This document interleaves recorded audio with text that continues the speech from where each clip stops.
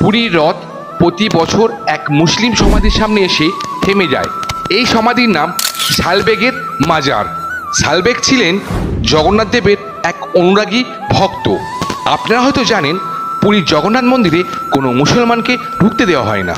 সেই কারণে পুরীর জগন্নাথ মন্দির থেকে গুন্ডিচা যাওয়ার পথে শালবেগ নামে একটি মুসলমান ভক্ত কুঁড়ে ঘর বানান। তিনি একজন মুসলমান হয়েও জগন্নাথ দেবকে খুব ভক্তি করতেন, কিন্তু তিনি মন্দিরে যেতে পারতেন না। তিনি মারা যাওয়ার আগে জগন্নাথ দেবের দর্শনের জন্য ঈশ্বরের কাছে প্রার্থনা জানিয়েছিলেন, আর সেই ভক্তের করুণ কান্না ভগবানের কাছে পৌঁছে গিয়েছিল।